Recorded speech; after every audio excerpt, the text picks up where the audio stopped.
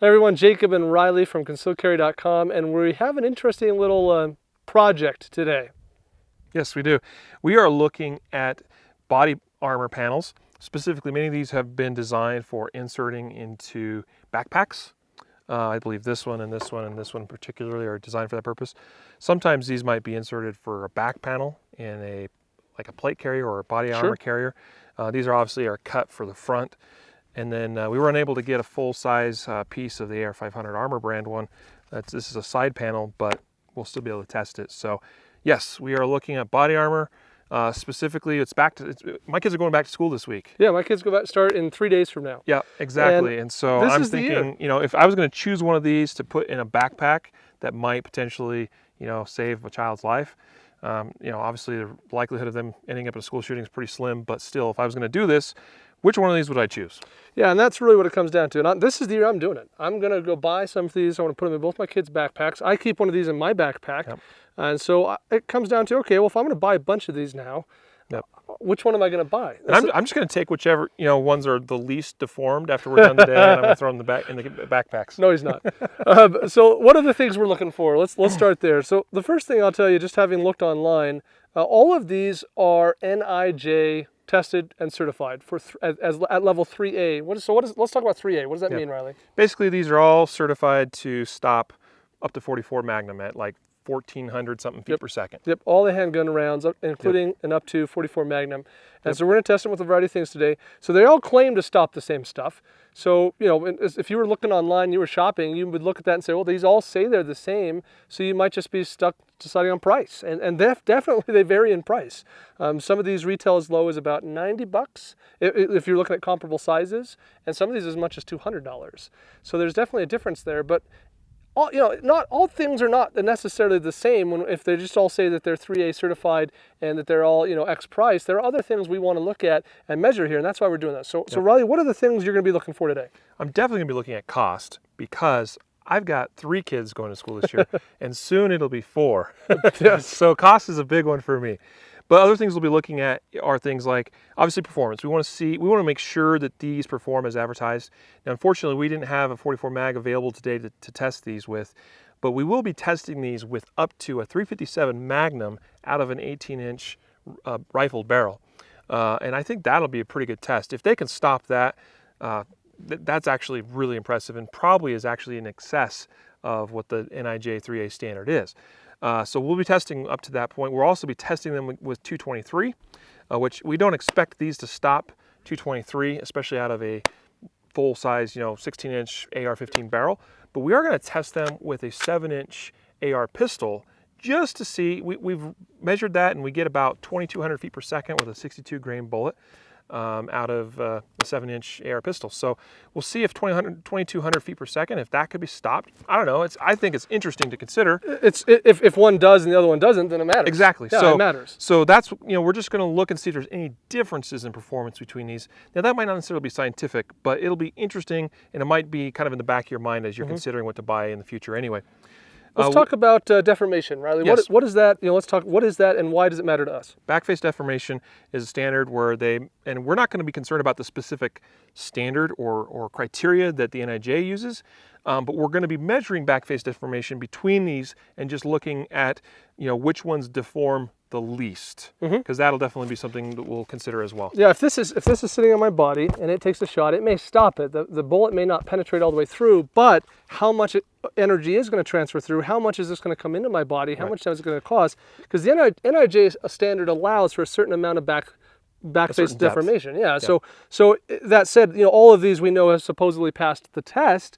But if one has significantly less backface deformation than the other, that also means matters. Less blunt force trauma. That's right. On your chest or back or whatever. So that's a big deal. It matters because getting shot, even with wearing body armor, yeah, you might not die from being penetrated by a bullet, but you could, in theory, cause enough blunt force trauma to your chest that you could stop your heart or cause other issues. So yeah, we're going to test that. Consideration. For me, a big one, and this becomes really apparent when we look at these right now, are just kind of, I'll call some of the cosmetic things. How much does it weigh? Yep. How thick is it? Because how much space is it going to take up in my kid's backpack? How much is it going to weigh down on them? And how malleable is it? Is it really stiff, or is it super malleable and it's going to be very comfortable Right. in a bag? And we have some interesting comparisons here because we've got this AR500 armor product, which is very malleable. Super. It's like witchcraft because this is body armor. It doesn't feel like it should be body armor. No, it doesn't. So we'll see how that performs. But on the flip side, we have this very rigid panel from Manpack. So summarizing, we're looking for, does it stop what it's supposed to stop? Does it stop things above and beyond that it's not necessarily ready to stop? How much backface deformation are we getting? How thin is it? How light is it? And how much does it cost? Yeah. So let's introduce the players here, and then we can get into the game. Yep. So let's start here just because it's closest to me. So this is from Safe Life Defense. These guys do a lot of business with law enforcement, LEO stuff, and they do a lot of different body They do armor. a lot of marketing too online. They do. They're I've seen them based out of Las Vegas. Pretty malleable, feeling pretty good. Not the thinnest thing here. Let's say this is towards the thicker side of the 6 products, but kind of medium thickness. Yeah, medium thickness. And later we'll do a cost thing here on screen. We'll show you all the costs. We'll put it on the webpage. We'll put the calipers on too and measure these. Yeah, and it's worth. I'll just quickly disclaim too that we couldn't get exact sizes. In other words, some of these are 10 by 12, some of these are 10 by 14, some of these are 11 by 14. Some of these are kind of trimmed, as you mentioned, to kind of be designed for the front of a plate carrier. And this one, frankly, to get the size that was comparable to the others just was so expensive that I was too cheap. So I bought the really small one. Yeah, well, a lot of these we purchased ourselves. Yeah, we purchased all of these ourselves, I think, except for maybe Manpack. I think that one was given to us. He's a good dude. So AR500 is the other one. You already mentioned AR500. So these guys have 2 different lines of soft body armor. This is the Reimlig line, which is kind of the slightly lower end line. It's the 3A protection, awesome line.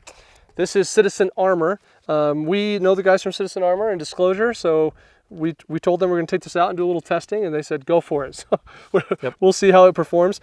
Of these, similar to the AR500, I'd say these 2 are our skinniest ones, the thinnest. Yeah, totally. They're just super amazingly thin. We know that these guys use some carbon fiber fanciness technology, something. Yeah, so that's very skinny. Take us up from the front. Yeah, this is Vism, which is actually an NC Star product, and so this is, I think, a little bit more affordable compared to some of the other products potentially. This one's unique because it feels like it has kind of a harder plate on the front surface. To me, it feels almost like a piece of cardboard. Padding on the, yeah, I know, right? Yeah. And it has some padding on the back, so that's kind of cool. I don't know if that's going to make a difference in the backface deformation or not. But anyway, so that's Vism from NC Star. This is from Manpack, manpack.com, and we were introduced to this, I think, last year at the NRA Carry Guard show.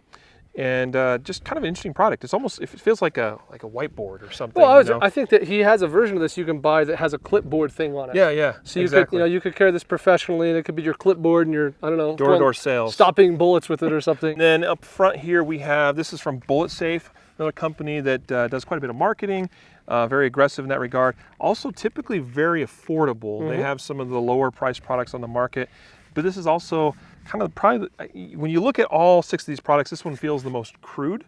A little bit, you could tell it just seems like it's kind of thrown together.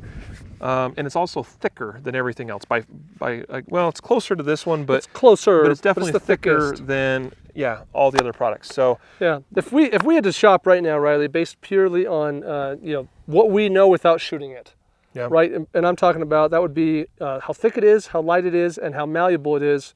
What would you buy? Give us some. So this might be my top picks. It depends on what we're looking at, right? As far as if I'm buying for body armor that I'm going to wear in a carrier, or if we are actually sticking with this backpack. We're putting it in the backpack. Paradigm. Yeah, we're buying backpack for our kids here. For the kids, I don't know how important malleableness is, because chances are they're putting some books and things in there anyway. It's important between this and the others. Beyond that, I don't know that it matters in terms of just comfort. Right? But honestly, knowing what I know about some of these companies and how some of these perform, I'd probably end up somewhere on this back row here. I'm familiar with these 3 products pretty well, and I mean, this one's really tempting because of how thin, light, and also, yes, if you're interested in it being malleable, this one is super, super malleable. This one is probably also a pretty decent product, but it is the thickest and probably the heavier I weighed these actually previously, and even though this is much thinner, it's only about 0.4 ounces lighter than this guy. But it is still lighter. They're pretty close. This one I know, I mean, I definitely would be interested in this one. Like I said, I think right now it's too hard for me to tell for sure exactly which one I end up with, but it would definitely be one of these three products, just knowing what I know as of right now. Knowing what I know about the price, this one would be the one that tempts me the most, because it's a little bit thinner than the Bullet Safe, but it's a little bit cheaper than almost all these. I think it's the least expensive option here. Right. But yeah, being as skinny as this one is, it definitely would have called my attention right away. And now having seen this come in the mail and holding it, it's pretty tempting too. It really makes me wonder. So we're going to see how these things line up across all this testing that we're going to do, and these specific considerations and factors that we're looking for. Now let me describe to you how we're going to test these. We have some clay. It's a soft, it's a water-based clay. It's not meant to be calibrated for any particular performance standard or anything, just simply that it's going to give us a measurement of deformation that we can compare from panel to panel to panel, and we'll look at which ones deform the least based on that testing medium. So just some blocks of clay that will be set up. We'll put these on the front of them, we'll shoot, we'll see, we'll measure that deformation. We're going to shoot at these 9mm out of a standard pistol. Basically, actually it's the P320 is what we used for calibration as far as testing velocities over the chronograph. I believe that's like a 3.8-inch barrel, somewhere in there. Close to 4. And we're seeing with 115 grain loads about 1,100 feet per second. Pretty typical 115 grain 9mm load. Okay. We are going to then move up. We're going to test 9mm plus P. We're going to test 45, 45 plus P. We're going to test 357, and we're going to test 357, some pretty heavy and hot loads out of a 18-inch barrel. So that'll be probably, we'll see if any of these fail with any of those calibers. And then assuming we're still going, we'll test the 223 out of a 7-inch AR pistol. And if that holds up, which would be pretty cool if it did, we'll see. I'll be surprised if any of these are able to stop a 223 at 2,200 feet per second. We'll see how that goes. Then we'll go ahead and shoot, a full 16-inch AR at them, which I'm confident none of these are supposed to be able to touch. I've never seen soft body armor, and granted this one's not soft, but it's still kind of in the same category. I've never seen any of these stop that. That's almost 3,000. It's just for fun, right? Yeah. And plus we're here to shoot today, so we'll have some fun with it. One that I want to make sure that we recognize, because you guys will see this on the camera, is we did bring the Kel-Tec Sub 2000. Oh, thank you. Yeah, which is really important, because obviously the longer the barrel, the higher the velocity we get out of the same ammunition. So we're going to be shooting 9mm out of there, but we have a much longer barrel, higher velocities.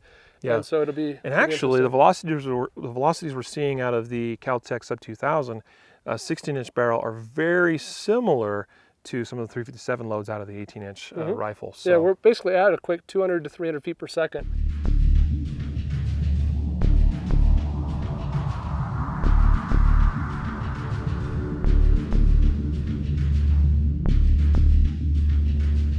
One thing is that the 357 loads are a heavier bullet, so we'll see if that has any effect or not. Game on, Riley. Yep, let's do it.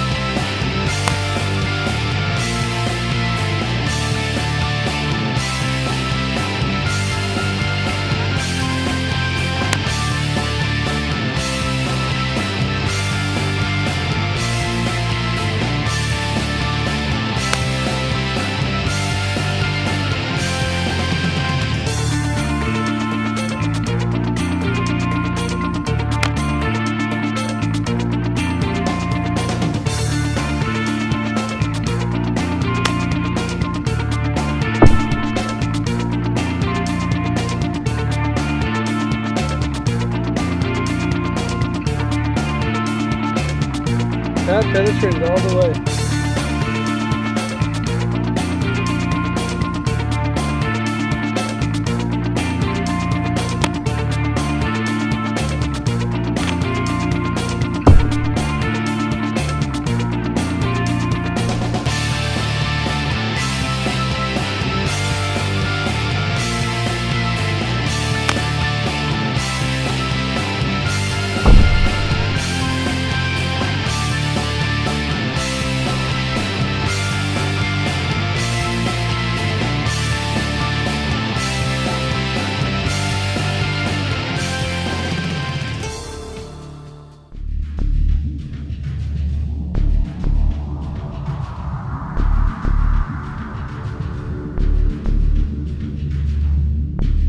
Everyone, Jacob and Riley, we're back. We've done a lot of shooting here. We've been through some ammo. We've been through quite a bit of body armor-esque stuff here. Riley, give us the quick rundown on the order we did things, guns, ammo, etc. Yeah. All right, so each piece of body armor that we shot went in this order. We started with the SIG P320. This is the compact model, I believe, or is it the carry? This is the carry, 17 round. So we started with this. We started with a standard 115 grain. This is your typical federal brass cased ammo that you buy in bulk at Walmart.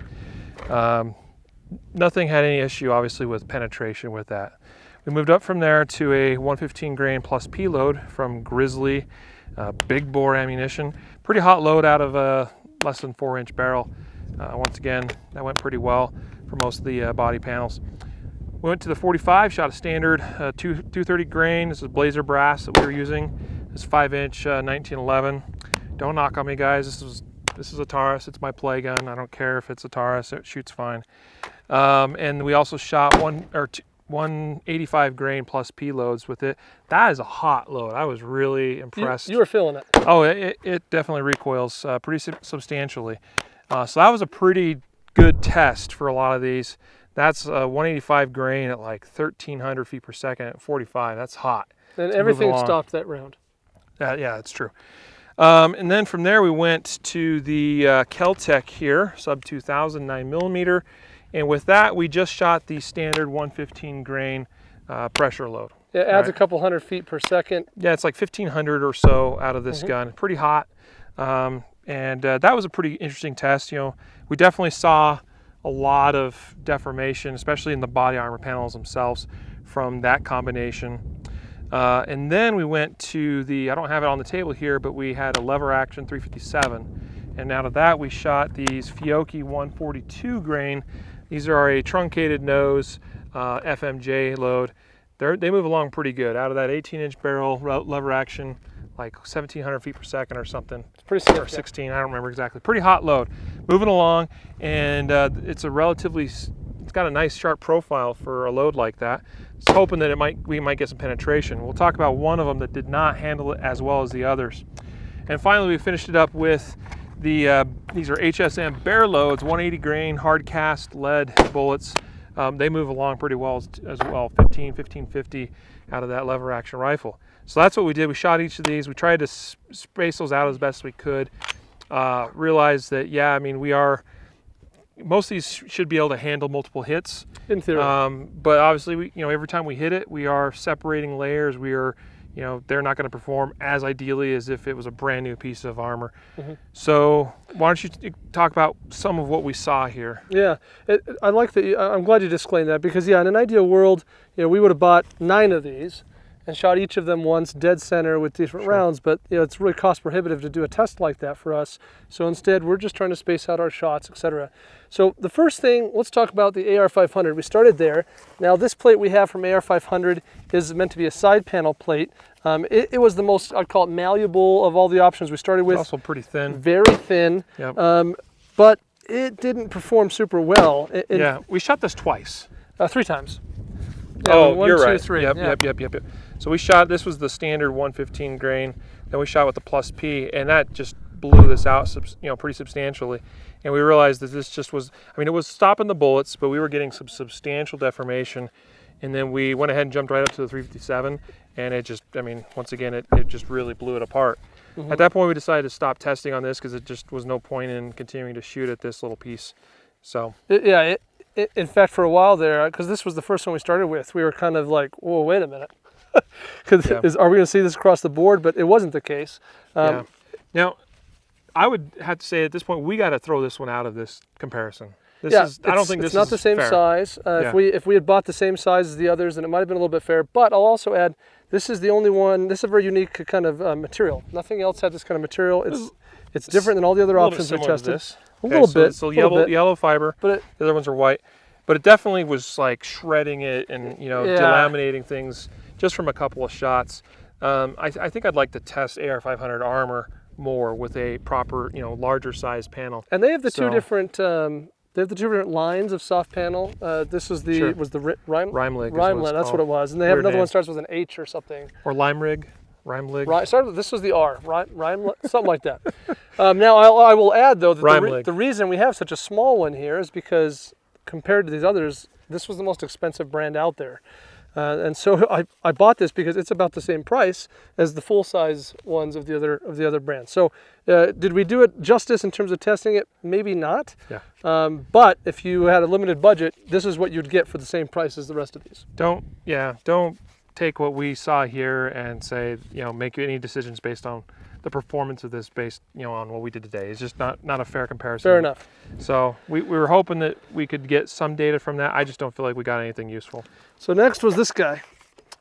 Now this is the Safe Life product. Yep. And interesting construction here, because what we found very quickly is it kind of has this kind of white foam on the front, and then it has these layers of like a Kevlar type material. And then it had kind of these two solid pieces in the back, this kind of this thick, it's plastic, white plastic with a little kind of green coating on it. Yep. And then another piece of foam on the back to kind of make it softer against the body. This is the only one of all these that kind of has this kind of solid piece of plastic. Yep. And I would say it's a unique construction for sure. It is a little unique. I would say this is probably one of the better performing ones that we tested today. I would certainly feel comfortable putting this in my kid's backpack, though it is considerably thicker than some of the other options we tested. Yeah, it was less thick than the Bullet Safe one. Let's go ahead and talk about that one now. This is not the order we went in, but let's go ahead and jump to this. And this was the largest panel. It gave us lots of area to shoot, and you can see it's just a very common, and it's fairly thick, by the way. This has lots of layers of ballistic material. I think it's probably got more layers than anything else. We had no problems with anything penetrating. We did get a pretty good amount of deflection and deformation of the material itself. Performance-wise, we'll have to go back and look at the numbers. We honestly don't remember what all. We just got done shooting all this, so we were measuring deformation in the clay. Speaking of clay, we got this with the idea that this would be a fairly good medium to test. I'm not sure if this was a little softer than what we were expecting or what, but we did get considerable deformation from the clay, probably more than what I was expecting. Still, we're looking at it. We're just comparing between these, and as far as a relative comparison, I think it's still pretty good to compare. But and we're not trying to be super scientific. It's just kind of like, let's get a feel. I mean, these are all 3A rated. That means they've passed some pretty substantial NIJ testing.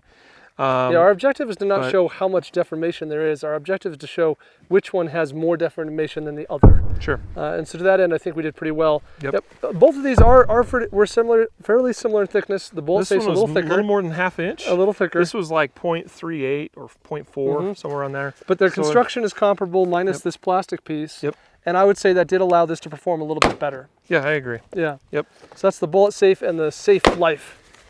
This one was interesting. This poor guy here. So the NC Star branded Vism product, I would say was our least favorite in terms of performance, especially where we get into deformation.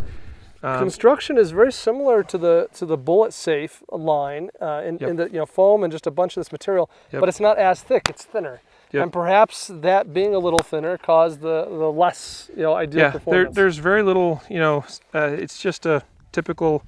It's just layered ballistic material. That's all it is. There's nothing special going on here.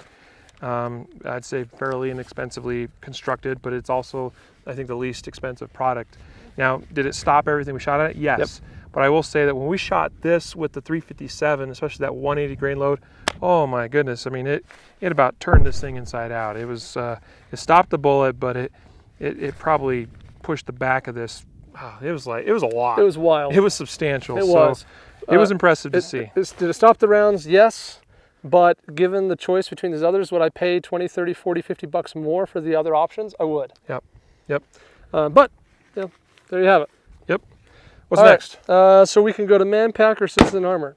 Well, let's talk Citizen Armor. Save the weird one for, because that's the way we think of the Manpack. Is it's a little bit it's different to the others, for sure, right? So this one was really interesting. In fact, and we cut into this already, and I may open some of these others. But this material was completely closed. But what was really weird here is that if it hadn't been for the clay, if we had simply just been shooting something, pulling it up, and saying, how much deformation there was, we would have thought this thing was flawless. We didn't really cut the back of this open, right? No, these are all. See how these are all split open. I mean, there's a couple of these maybe I cut a little bit on just to get a slug out, but this is how the Citizen Armor came out of the test. That is kind of impressive, actually. Deformation from all the rest of these was enough to just literally shred and tear apart the backs of the body armor panels, and this one honestly is held together the best. Yeah, we had to peel it apart with a knife in order to really get a sense for what was going on in here. Now the construction of this one's different, and that's why Citizen Armor is, that's kind of their claim to fame, is that they are using something different. They talk a lot about carbon fiber nanotubes, and so when we pulled this guy apart, the first thing we noticed is this piece of material, which is on the back. That's actually on the front. That's the front. On the front. Excuse me. Correct. The facing, strike face. The strike face. So here you see most of the holes, but we do have one round here that was kind of stopped right in here. It was stopped obviously by this material, but it's still here, and we can see it, and it's kind of fused with the material. Fused, yeah. We can't get it out now. Yeah. But this is a layer of kind of a carbon fiber material, which is what they purport to use. And then we run into a layer of this ballistic material, very similar ballistic material to everything else. But and there's we didn't really count all these layers, but there's a number of layers. Then we get to it's like 3 layers of this stuff again. Yeah, right in the middle. So you kind of get this, one of these, bunch of this, 3 layers of this, more ballistic material, and then another 5 or 6 layers on the of back. the carbon fiber. So this carbon fiber is kind of spliced middle, back, front around this other material, and nothing penetrated this middle layer of carbon fiber. Yeah, absolutely. That's where all the rounds start. That's where we found. And you can even look inside here, and I know the only round that seemed to do any sort of even damage to this middle carbon fiber layer was, I think, actually this one here.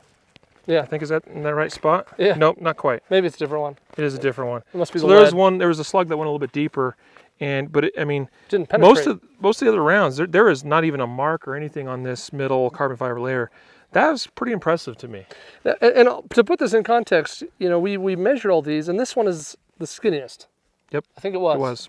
And so next to Manpack, and that's a totally different. Which is a different game. But considering how skinny it was, how thin, perhaps, I was really not sure what to expect. But now understanding the construction and how this is put together, I kind of get it. Yeah, I kind of get it.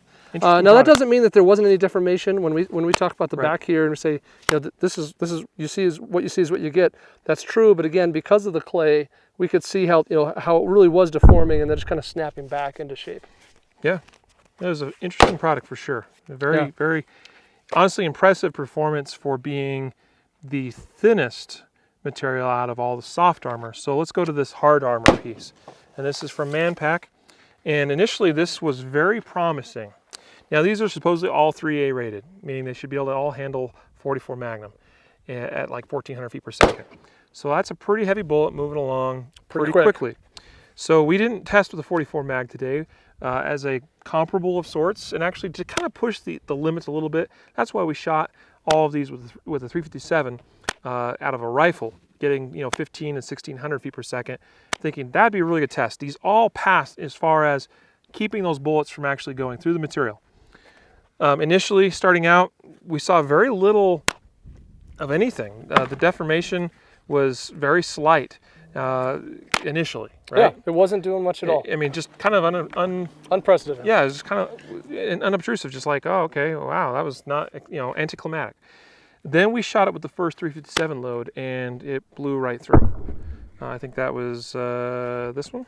Yeah, that was the first one. Yeah, right here. Yeah, just clean through. That was the 142 grain, this Fiocchi load. It moves along pretty good, and it just blew right through. And then we shot it with the 180, which is a hard cast lead bullet.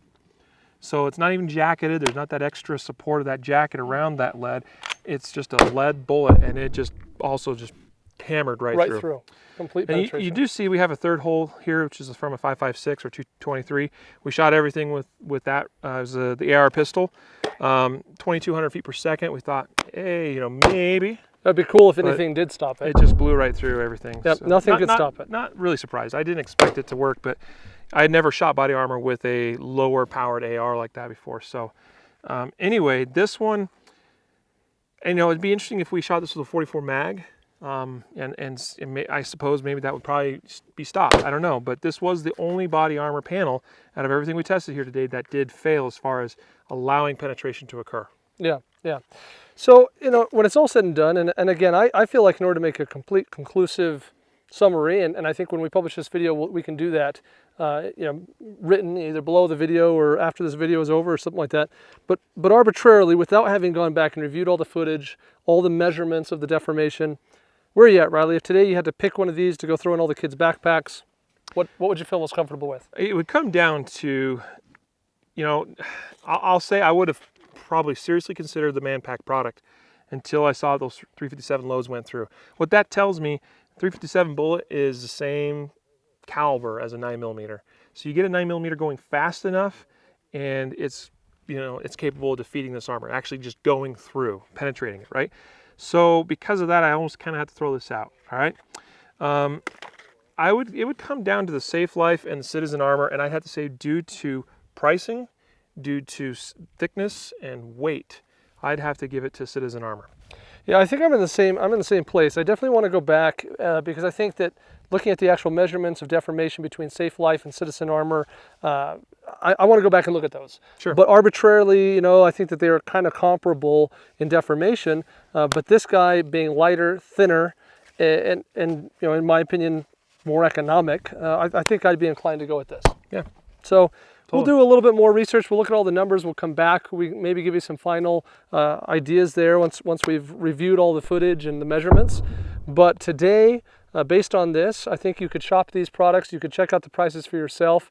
There might be some other products that we missed. They know that they're comparable competitors. But my sense is that the reason Citizen armor performs so well is because the construction is substantially different. And that's what made it work really well, despite being much thinner and lighter of a product. All right. Other than that, we had a great time, you know, making an absolute disaster of some clay. This was usually the result after we shot it with the 223, but this one was actually from those 357 loads hammering through that Manpack. Yeah. And it left some really impressive damage behind. So we went through a decent amount of clay. We did, and we had a great time. So with that, check out these products. We appreciate these brands, and we carry a lot of these on our online store for sale. Not all of these. I think that's something we would work toward in the future, but we will put links to all of them so that you can shop all of them accordingly here below the video. Thanks everyone from concealedcarry.com.